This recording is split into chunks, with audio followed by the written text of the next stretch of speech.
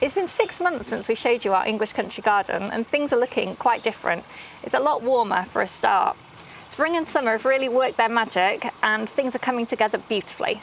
Yeah, we've been very busy bees. We've put in new compost bins, we've cleaned out the pond, new seating area, put in new raised beds, so there's tons to show you and we're excited, so let's go and have a look.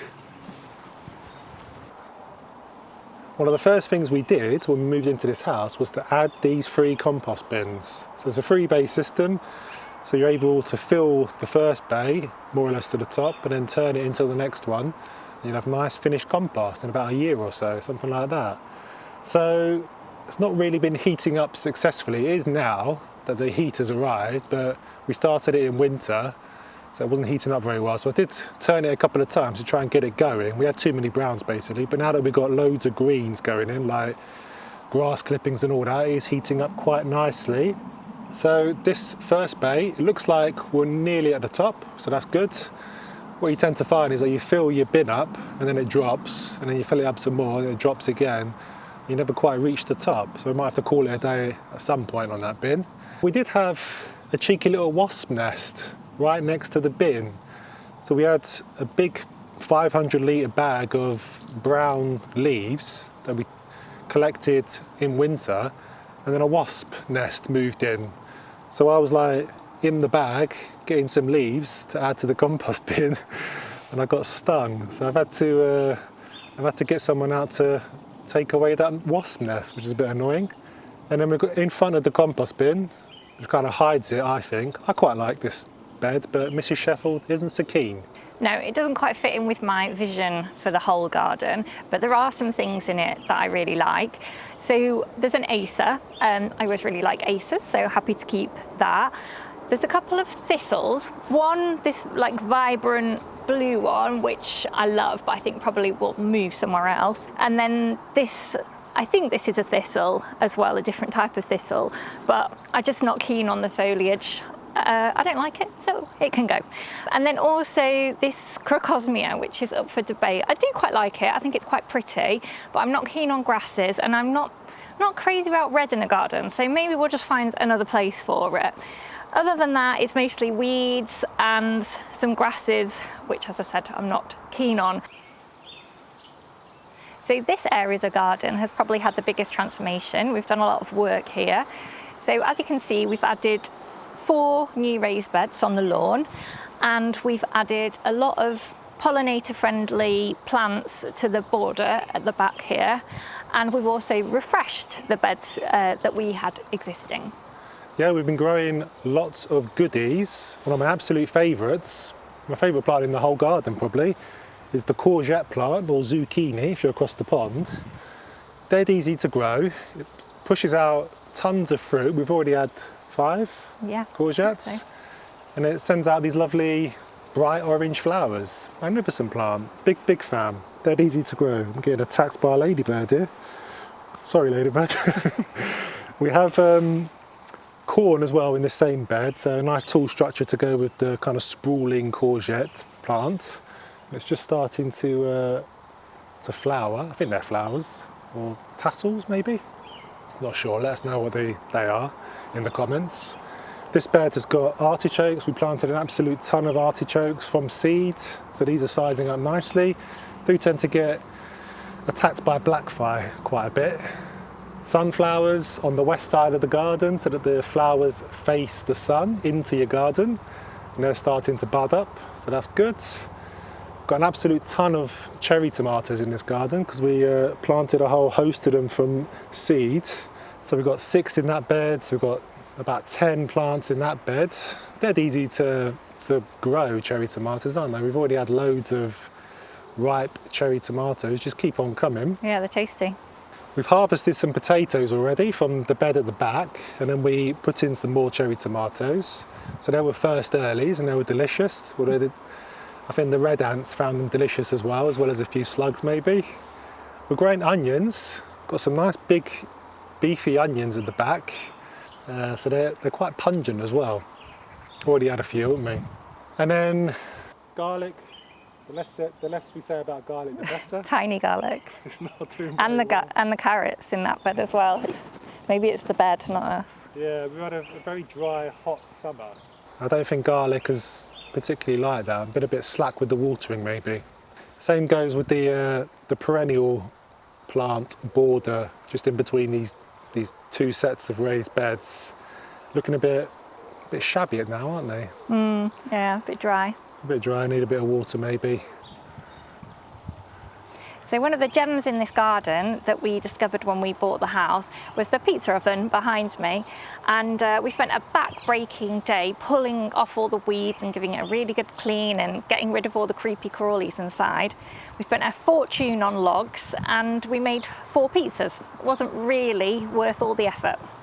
Yeah, if you know the secret to starting a stone pizza oven, getting it hot enough without using an absolute ton of wood, then please do leave it in the comments.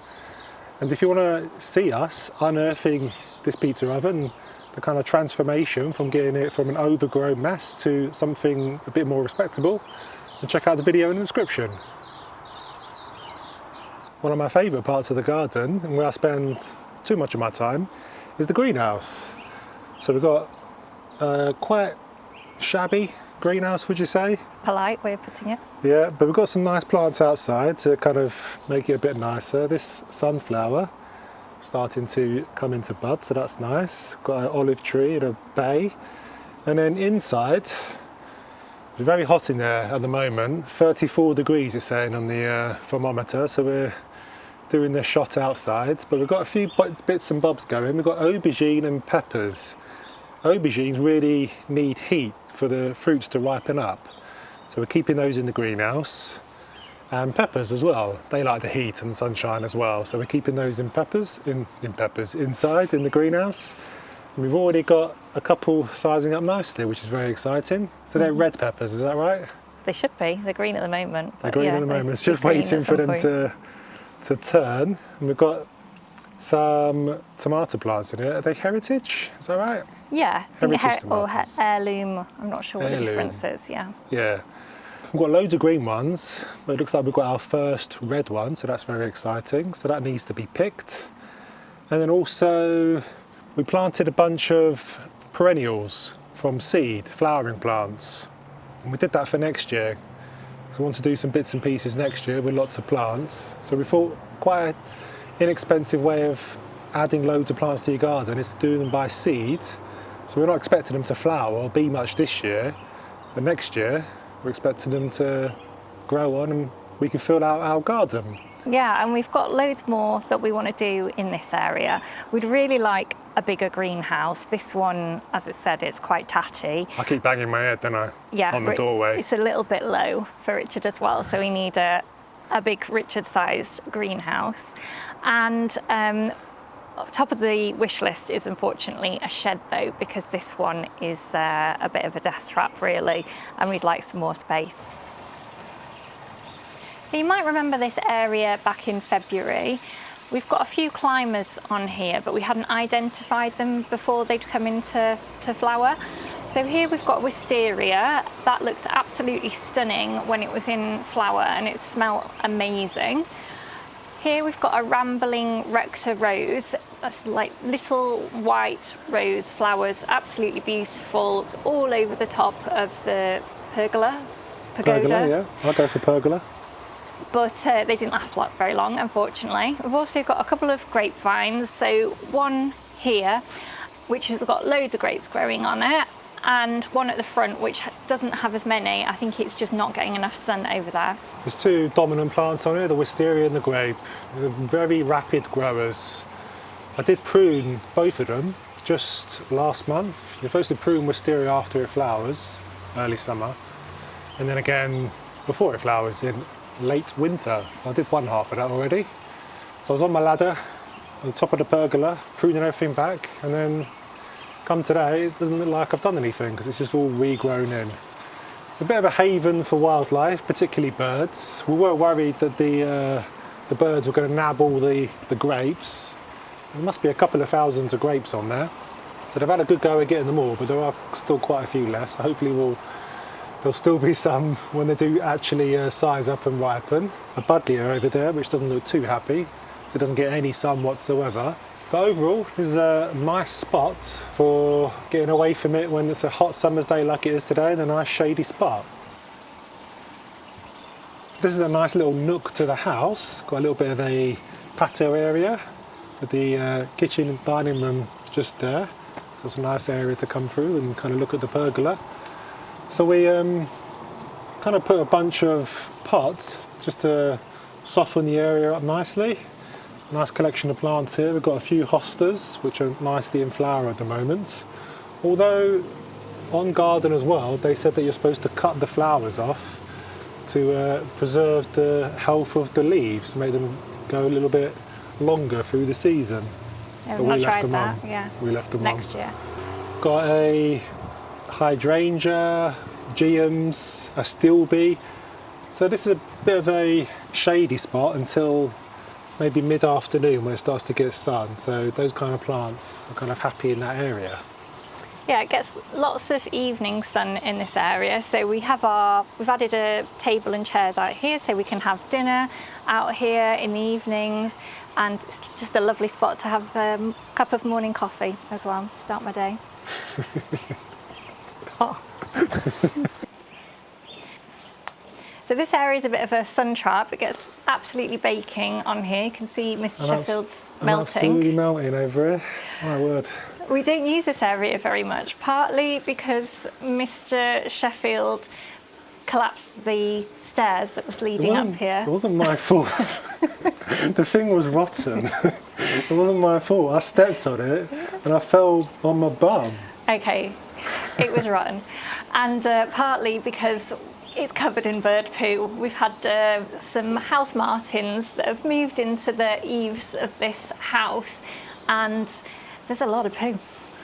Yeah, I mean, they are wonderful to kind of watch as they come in and out of their nests and hear them kind of tweeting away, but they are a bit of a nuisance, to be honest, because they've left poo absolutely everywhere. So, I don't know, might have to do something about that next year when they fly off to Africa.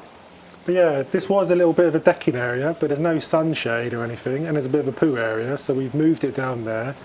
But we have created a nice little area for plants, mainly begonias.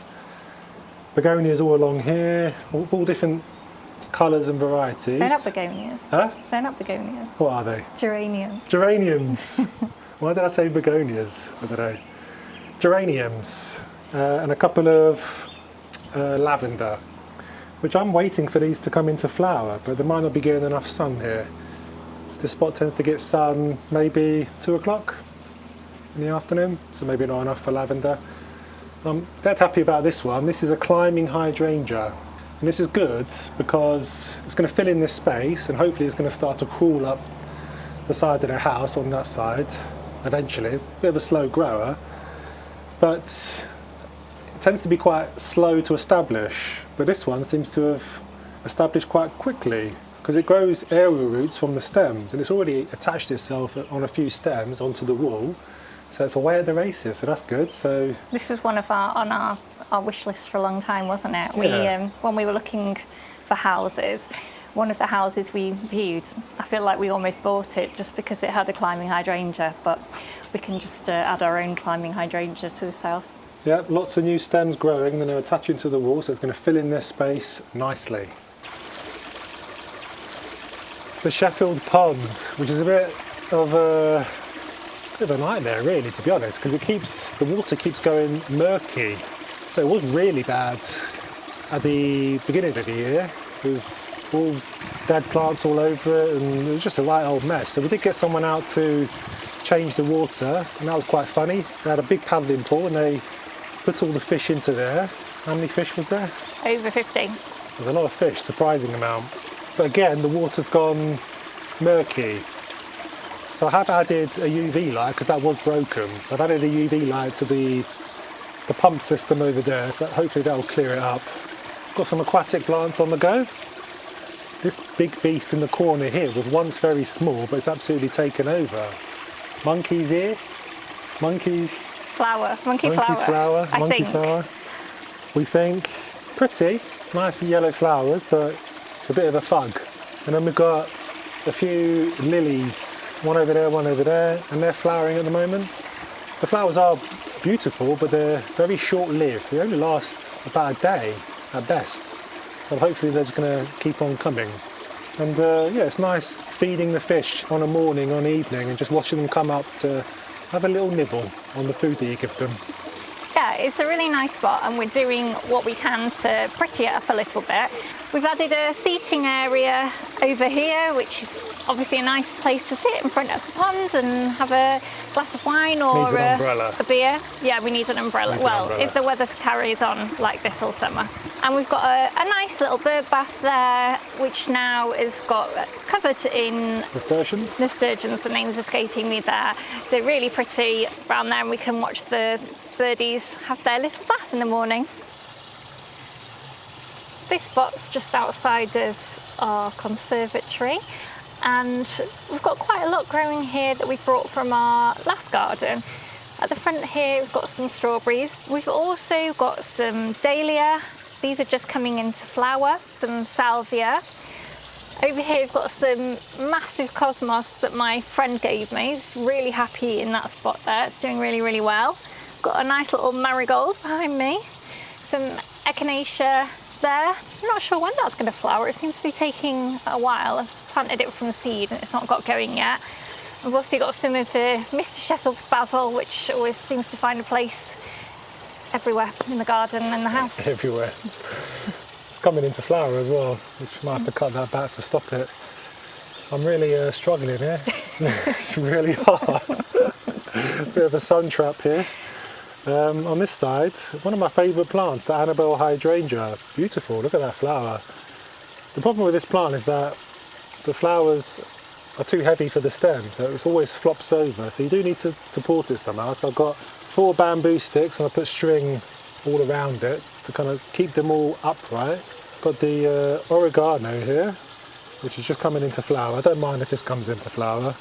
We never cook with it, do we? Yeah, so it always goes to flower. Tend to use it that much. I think you could do a bit of a water, even though I watered it this morning. We've had that a long time now. It's very robust. It's outlived a lot of other plants we've had. Not had to repot it or anything. No. I think this is a viburnum, which flowers in spring. This is a nice plant, little rose bush, tiny little roses, and there's tons of buds on it. So that's going to be spectacular in a couple of weeks, I reckon. So we've got the pergola there, we've got the pond there, and then just in between we've got this bed here that was full of weeds before. So we've kind of tried to revamp that a little bit. My mistake was putting a couple of hydrangeas in there because they're not doing very well at all. It's a bit of a full sun spot. I think they're burning to a crisp. I probably will need to move those. But the 2 roses are doing pretty good. That's a sedum, is it? Yeah. Sedum's just coming into flower, so that'll look nice in a week or 2 or something. And then your favourite plant, I was just trying to think of it and I can't. What is that called? It begins with V. It's not. Is that one verbena? Did you say? Verbena, arbinarensis. I don't know. Verbena. Delicate little purple flowers that the bees and the butterflies absolutely love. So what's next for the garden? Well, I've got absolutely loads of ideas and a long-term vision for how I'd like this garden to look. Now, the area we're in now, this is what the house looks out onto. So for this, what I'm thinking is, what I'd like to be able to see from the house is quite a formal garden.